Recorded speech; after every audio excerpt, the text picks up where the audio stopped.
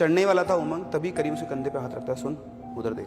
तो जहाँ उन्होंने अपनी बोतल रखी थी उसी पेड़ के पास एक आदमी खड़ा हुआ है। भरी सर्दी है, उस आदमी ने कुछ नहीं पहना हुआ है, सिर्फ एक वाइट कलर की धोती पहनी हुई है। तो उसने फिर बोला कि देख आखिरी बार बोल रहा हूँ, चुपचाप यहाँ चला जा। वो फिर भी नहीं गया। अब करीम शॉर्ट टेम्पर था, उसको गुस्सा आ गया। वो चाकू था, वो लेके उस आदमी की तरफ उसको डराने के लिए उसको भागने लगा। तो जैसे ही उसकी तरफ भागा तो आगे 3 कदम ही उसने बढ़ाए होंगे, शायद 3-4 कदम। इतने में तो वो आदमी बिजली की फुर्ती से उसके सामने आया, तो गर्दन पकड़ी। तो आज की हमारी जो स्टोरी है वो है, भाई पुरानी स्टोरी है, ओल्ड स्टोरी, 1967-68 के आसपास की। वेस्ट बंगाल में ये सब हुआ था। जिस गांव में होता, उस गांव का पहले नाम था हरिनारायणपुर। अब तो वो चेंज हो गया, उसका कुछ नाम और हो गया है। बंगाल में 24 परगना ऐसे कुछ करके जगह है, उन बहुत सारे गांव, उनमें से एक गांव के अंदर वो है। वहाँ पर आज भी एक मंदिर है काली माता का। तो वो मंदिर क्यों स्थापित हुआ था उस गांव के अंदर, ये उसकी बैक स्टोरी है। तो ये एक्चुअली मेरे से एक सब्सक्राइबर ने शेयर की थी, और उनके मामा इसके जो बोलते हैं ना, वो क्या बोलते हैं उसको, पुजारी, सामने नहीं, जो वर्ड चला गया मेरे मुंह से, विटनेस। उन्होंने विटनेस की हुई प्रॉपर। उस टाइम पे उनकी एज शायद 15 साल के आसपास रही थी। तो उनके गांव में 2 लड़के थे, एक का नाम था करीम और एक का नाम था उमंग। तो ये दोनों दोस्त थे बढ़िया, और जो करीम था वो बहुत शैतान था, पूरे गांव को परेशान कर रखता था। और ये दोनों की जोड़ी थी, मतलब बिल्कुल हुड़दंगी थे दोनों के दोनों। किसी से लड़ जाना, भिड़ जाना, किसी की सुनना नहीं, डरते किसी से नहीं थे कि यमराज भी सामने आए तो डरते नहीं है। इस तरह का उनका दोनों का नेचर था। तो इनके गांव में क्या ताड़ी बनती थी, ताड़ी जानते हैं आप? हाँ, देसी दारू टाइप कुछ नहीं, ताड़ी क्या होती है, ताड़ी खजूर का पेड़ जो होता है ना, तो खजूर के पेड़ के अंदर क्या करते हैं, रस बनता है मीठा। मतलब मैंने तो ट्राई नहीं की, पर जब मैंने बताया था लोगों को तो उन्होंने बट वो नशे वाली होती है, अल्कोहल होता है उसमें।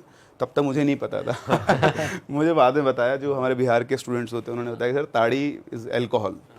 तो उसमें प्रोसेस क्या होता है कि खजूर का जो पेड़ होता है उसमें आप ऐसे लकड़ी की कील ठोक देते हो ऊपर तने में ले जाके टॉप पर, और उसमें मटके लटका देते हो, तो बूंद बाय बूंद उसमें से वो रस निकलता रहता है। तो मीठा बहुत होता है और साथ में उसमें अल्कोहल होता है, तो लोग वहाँ पे यूज़ करते हैं। तो पहले तो गांव में इकट्ठा किए करते थे, और छोटे बड़े सभी पीते थे, ऐसा नहीं है कि वो था, क्वांटिटी को लिमिट करते थे। तो इनका जो गांव था, उस गांव में क्या है, अभी ये जनवरी के आसपास का टाइम था, सर्दियों का टाइम था, और 3-4 दिन से ना गांव का जो मौसम था वो बहुत ख़राब हो रखा था। मतलब 3 दिन से बारिश हो रही है, बादल बिल्कुल काले, सूरज भी नहीं निकला दिन भर में। तो 3 दिन के बाद मौसम साफ़ हुआ। तो ये दोनों दोस्तों ने प्लान बनाया कि यार पूरे गांव में ना लोगों ने ताड़ियाँ बांध रखी, मतलब मटकियाँ लटका रखी है, हांडी बोलते हैं उसको, हांडी लटका रखी है। तो अभी खुद तो लटकाते नहीं थे, तो दूसरों की हांडियाँ चोर के और उसमें से ताड़ी निकाल लेते थे। तो इनने प्लान बनाया कि अपन आज रात को चलते हैं और अपन ताड़ी लेकर आएंगे वहाँ से। तो इन्होंने बोला ठीक है चलते हैं। तो इनका प्लान हुआ, रात को करीबन 11 बजे के आसपास ही निकले। अब आप सोचो 68 में गाँव में रात वगैरह तो बिल्कुल अंधेरा, न बंदा न बंदे की साथ, बिल्कुल अंधेरा, खूब अंधेरा। सिर्फ चांद निकला हुआ था, मौसम साफ़ हुआ था, तो चांद की रोशनी थी।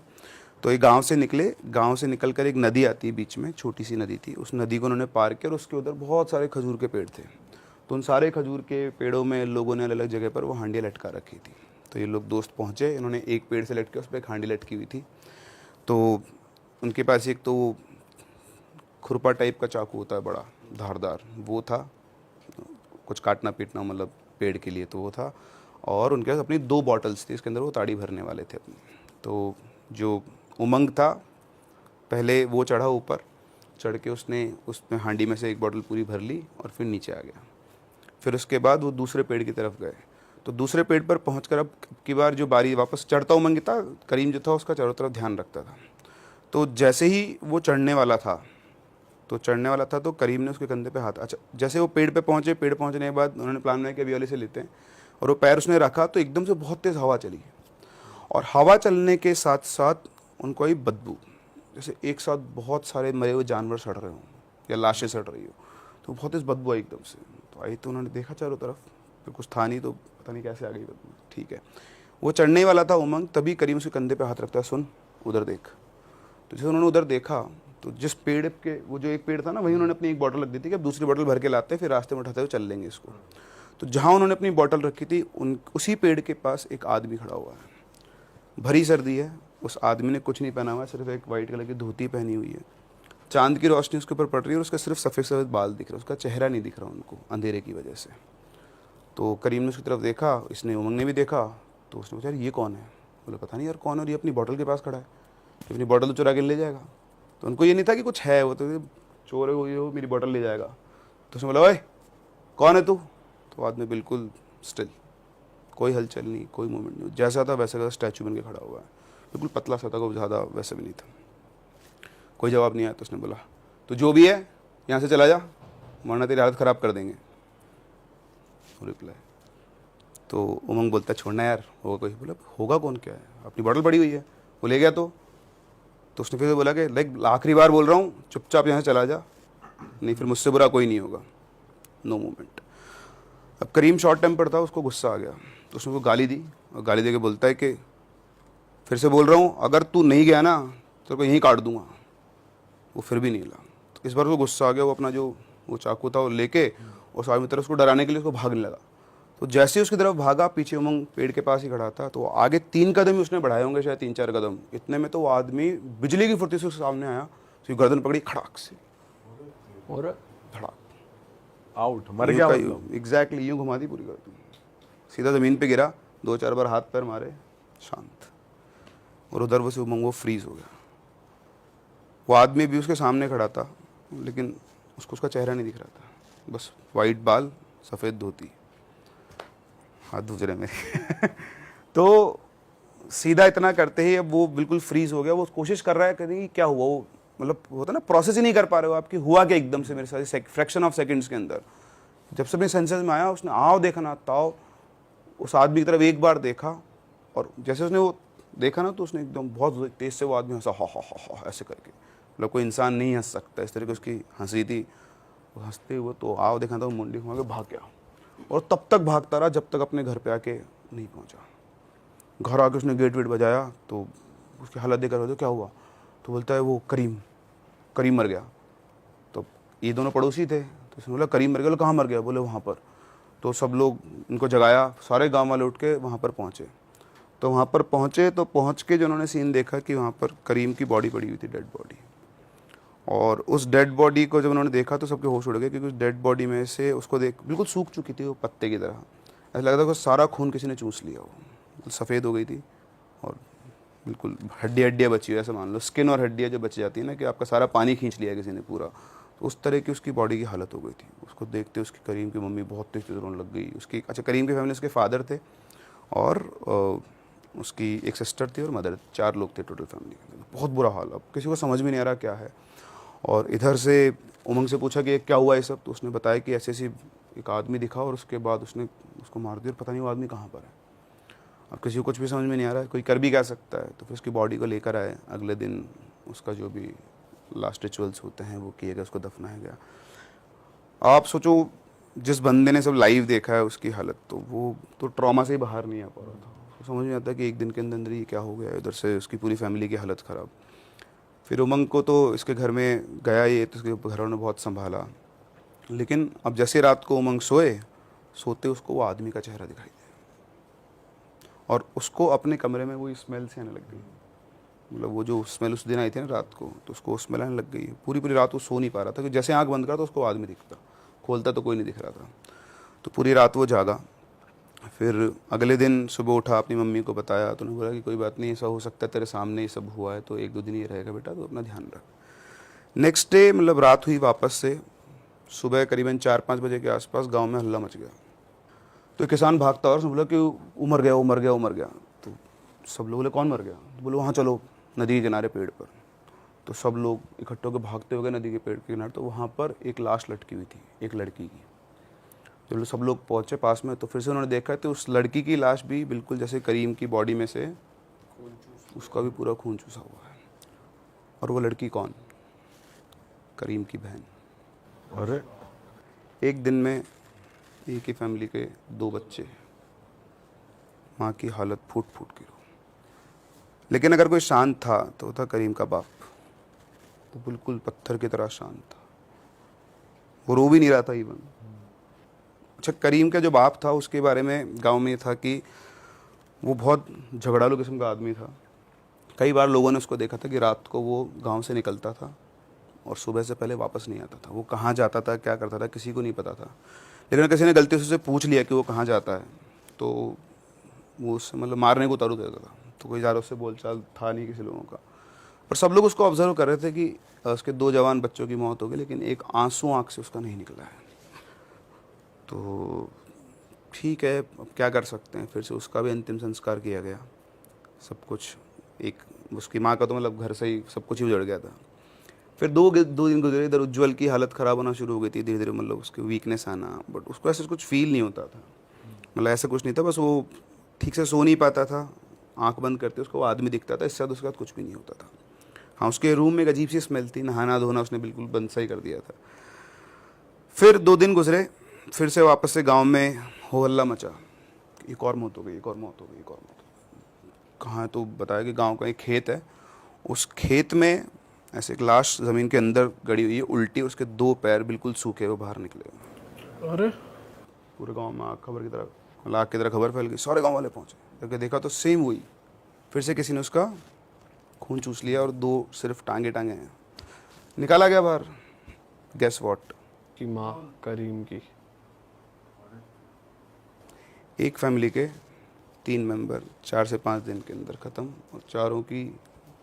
अब गांव में ये समझ में आया कि एक ही फैमिली टारगेट हो रही है। और बाप इस बार भी चुप था। हाँ, वो तो बिल्कुल शांत, ये लोग ये मान ले कि उसको सदमा लग गया, जो भी हो गया, लेकिन गांव में ये बच गया कि कौन आ गया भाई, गांव के अंदर कोई जानवर आ गया है क्या, है कोई सीरियल किलर, मतलब इंसान है, कोई ऐसा कर रहा है गांव में से, कोई कर रहा है दूसरे गांव, कोई आदमी है, लुटेरे हैं, क्या है क्या नहीं है, किसी को कुछ भी पता नहीं है। बाप पे तो शक हो रहा होगा लोगों को, क्योंकि कुछ ना कुछ रिएक्ट कर रहा ना कुछ कर रहा। बिल्कुल शक तो हो ही रहा था, शक के घर में सबसे बड़ा वही था कि कहीं यही तो नहीं कर रहा है, क्योंकि अब हो सकता है वो बलि दे रहा हो या कुछ कर रहा हो क्योंकि जो रात को निकलता था फिर वो सुबह ही आता था, तो इतना तो लोग भी समझते हैं कि रात को पूरी रात गायब है, अगर गांव से बाहर कहीं जा रहा तो किसी ना किसी काम से ऐसी कुछ चीज़ें वो कर रहा होगा, ब्लैक मैजिक ऐसा कुछ भी वो करता होगा, बट हिम्मत किसी की नहीं थी ना, कोई सबूत किसी के पास भी नहीं था। तो अब ये था कि चलो ठीक है, अब जो हो गया उसको भी दफनाया गया, वो किया गया। और सेम रात को, मतलब सिर्फ करीम के जो फादर थे वही बचे थे उस घर के अंदर, तो सेम रात को करीम के घर में लगती है आग, और आग लग के पूरा घर जल गया। तो अब जो घर था वो ऐसा था कि उसके पड़ोस में, गांव में कैसे घर होते हैं, सब जुड़े जुड़े घर होते हैं आपस में, कच्चे भी होते हैं, अगर आग लगती, किसी ने लगाई होती, तो एक घर में आग लगी तो उसकी कालिक है कुछ ना कुछ तो दूसरे घर पहुंचती पहुंचती। वैसे था कि अगर आपने टारगेट करके प्लान करके सिर्फ एक घर को जलाया है। और ये जो इंसिडेंट हुआ उससे पहले, मतलब ऐसा नहीं कि उसमें करीम के फादर की डेथ हुई थी, वो जिस दिन उसको दफनाया गया था उसी दिन वो गांव से चला गया, गायब हो गया, भाग गया वो छोड़ छाड़ के सब कुछ, और उसी रात वो घर उसका जल गया उसके जाने के बाद। तो ऐसा नहीं कि उस घर में वो जल के मर गया था, वो गायब हो गया था, वो चला गया था घर, गांव छोड़कर। अब ठीक है, ये सब चल रहा था। अब क्या है ना, उसके जाने के बाद ये तो ख़त्म हुआ है, फिर 3-4 दिन गुजरे और फिर से गांव में एक और डेथ, अब किसी और की, लेकिन तरीका बिल्कुल सेम, कि वही किसी ने मारा और पूरा का पूरा खून चूस के और गायब। तो गांव में दहशत हो गई, भैया है क्या, क्या है, कुछ पता किया जाए, कुछ वो किया जाए। अब क्या होता है ना, आप किसी भी गांव में रह रहे हो तो नॉर्मल जब होता है तब ठीक है, फिर एक और अगला जो इंसिडेंट हुआ वो हुआ गांव के सरपंच के घर में। उनका एक छोटा बच्चा था, वो शाम को खेलने निकला था बाहर, वो वापस नहीं आया, पूरे गांव में उसको ढूंढा, वो कहीं पर भी नहीं मिला पूरी रात। अगले दिन सुबह उसकी डेड बॉडी मिली, उसने कपड़े को निचोड़ते हैं सुखो के, बिल्कुल ऐसे उसकी बॉडी निचोड़ी हुई, ना खून ना पानी बॉडी। अब जब ये हुआ तो गांव में लगा कि ऐसे तो एक एक करके पूरा गांव ही ख़त्म हो जाएगा, या तो गांव में कोई हत्यारा घूम रहा है या कोई ऐसी शक्ति है, पिशाच है, जो भी है वो गांव को ख़त्म करने पर उतारू हो चुका है, क्योंकि सिर्फ 8 से 10 दिन के अंदर इतनी सारी मौतें होना और सबका एक ही तरीका। तो अब सब ढूंढना शुरू किया, सब ने अपने लिंक्स बनाना शुरू किए, कैसे क्या किया जाए, पता कैसे किया जाए। इधर जो उमंग था उसके साथ अब इंसिडेंट्स बढ़ना शुरू हो गए थे। जहाँ उसको पहले सिर्फ स्मेल आती थी, आंख बंद करने पर वो आदमी दिखता था, उसको परछाइयाँ दिखना शुरू हो गई थी अपने आसपास। शरीर की उसकी हालत नहीं थी कि वो उठे, मतलब उठ नहीं पाता था। उसके मम्मी पापा उसको बेड पे ही कपड़ा लगा के यहाँ पर खाना खिला के चले जाते थे। तो एक रात की बात है, वो सोया हुआ था उमंग, अचानक से किसी की चिल्लाने की आवाज़ आती है, तो चिल्लाने की आवाज़ आती है तो वो उस घर वाले सब पहुँच जाते हैं, वो भी बेड पे से गिर के और सरकता सरकता आंगन में पहुँचता देखता है कि उसकी माँ बेहोश पड़ी हुई थी। तो उसकी माँ को होश में लाते हैं, तो होश में लाते हुए बहुत तेज़ से रोने लग जाती है और उसके उमंग के फादर से बोलती है कि हमारे बच्चे को बचा लो, इसकी हालत बहुत ख़राब है। तो उन्होंने बोला कि क्या हुआ? वो तो देखो हो रहा तुम्हारे सामने। तो बोलती अभी वो ठीक है, लेकिन बहुत जल्दी उसको कुछ ना कुछ हो जाएगा, इसके पास ज़्यादा समय नहीं है। तो बोलती तुमने देखा क्या? तो उसको एक विजन आया था, इल्यूजन बोल लो आप। तो वो अंदर आई थी खाना लेकर, तो सामने उमंग पड़ा हुआ था, बेड पे लेटा हुआ था, और जो उनको दिखा हुआ था कि उसका आधा शरीर सड़ गया है और उसमें कीड़े घूम रहे हैं। ये उनको विजन आया था। उस विजन को देख के वो बहुत तेज़ चल रही थी और बेहोश हो गई थी। तो अब जब उन्होंने बोला तो उनके पिताजी ने बोला कि अच्छा ठीक है, तुम परेशान मत हो, मैं कल ही किसी से बात करता हूँ। तो वो पहुँचे कोलकाता, उन्होंने पता वता किया किसी से, और कोलकाता के पास में तारापीठ मंदिर पे गए। बेसिकली वो तारापीठ में उनको एक आचार्य मिले, इनका नाम था काली कृष्ण आचार्य। तो ये जो आचार्य थे, ये इनकी एज हो गई हुई करीबन 60 के आसपास, 65 साल के आसपास की। इन्होंने बचपन से लेकर इस उम्र तक ब्रह्मचर्य का पूरा पालन किया हुआ, सारी सिद्धियाँ उनको प्राप्त, मतलब जैसा उनके बारे में बताया जाता था कि शमशान सिद्धि, काली सिद्धि, काली मतलब काली माता की सिद्धि जो भी है, और उसके अलावा जितनी भी सिद्धियाँ होती हैं।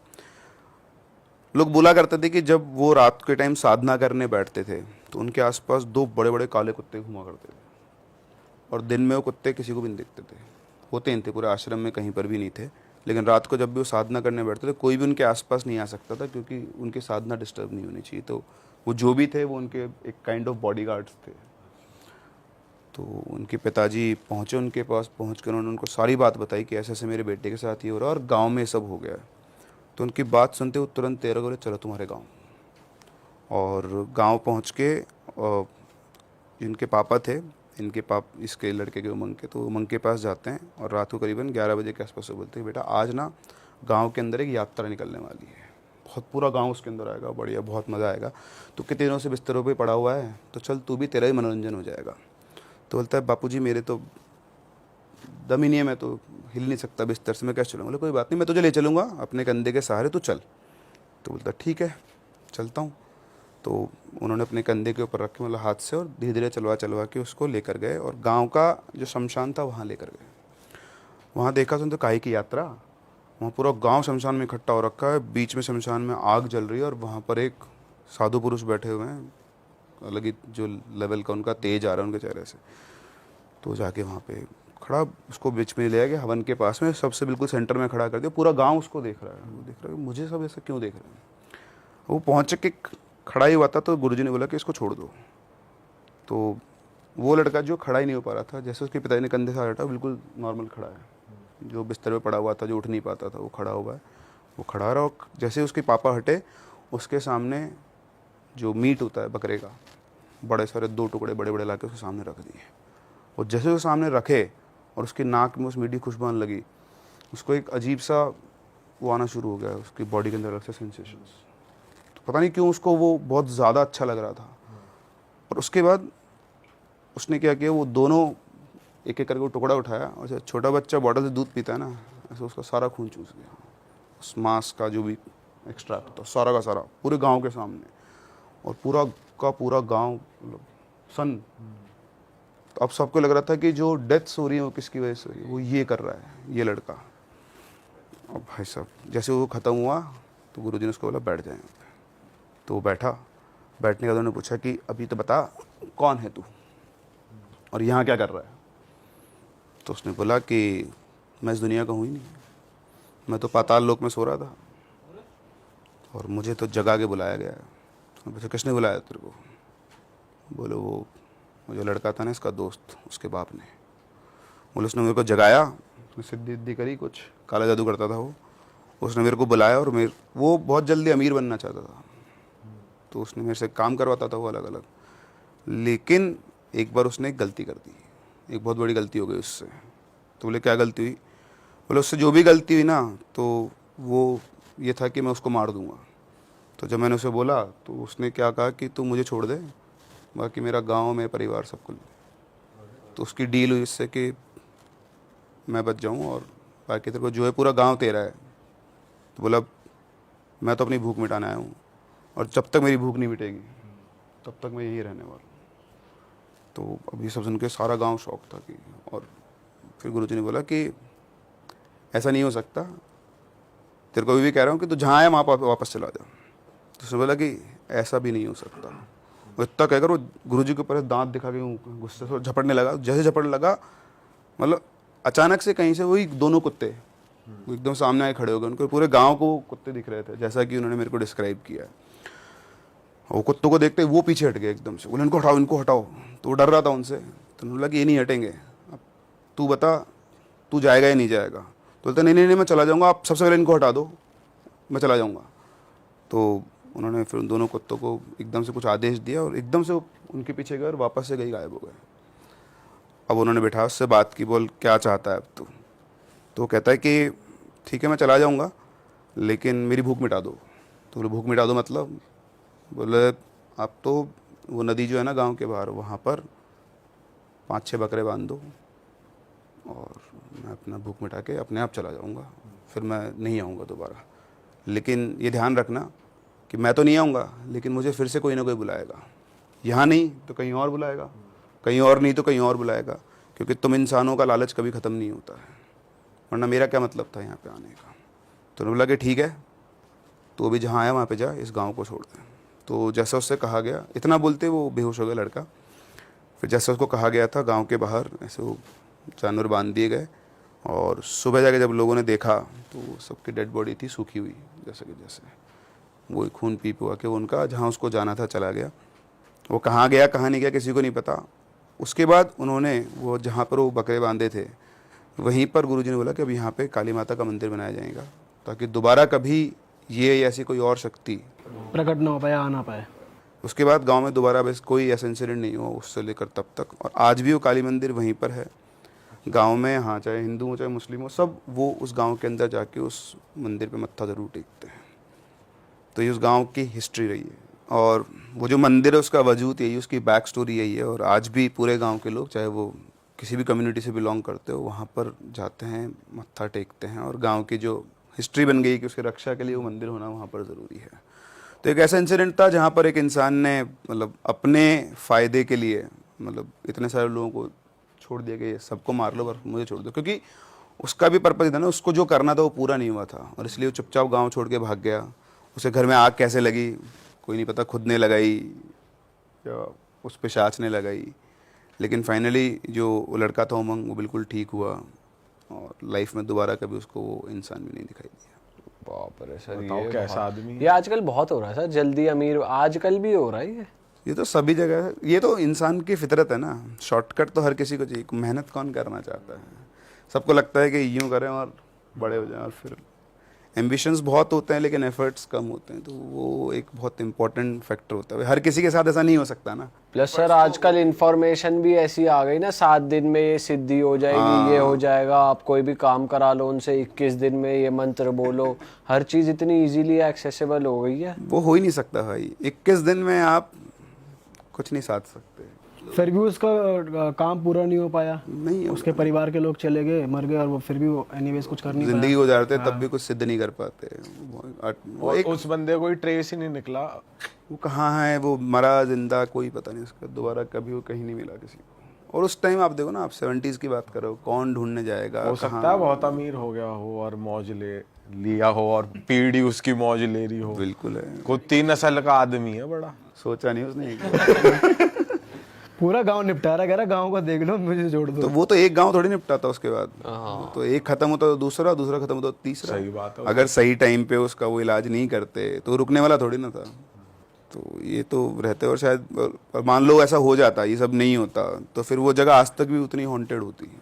हाँ, क्योंकि गांव में रहता ही नहीं, तो ये क्या होता है ना, फिर ये एनर्जी वहीं रहने लग जाती है। तो वही जो फिर होता है कि कुछ प्लेसेस ऐसे होते हैं जहाँ पर फिर वो एनर्जी से आप आराम से उनसे इंटरेक्ट कर सकते हो, और ऐसे से तो क्या इंटरेक्ट कर पाओगे। हाँ सही में सर, वो तो गर्दन मोड़ दे, लस्सी बना के खून वून चूस के अपना। ये तो पहली बार पकड़ने सुना। भी नहीं आएगा साला, ब्लड इतनी शेक, तेज ब्लड बच के शेक। आता है। पपाया शेक, मैंगो शेक की तरह ब्लड शेक भी था।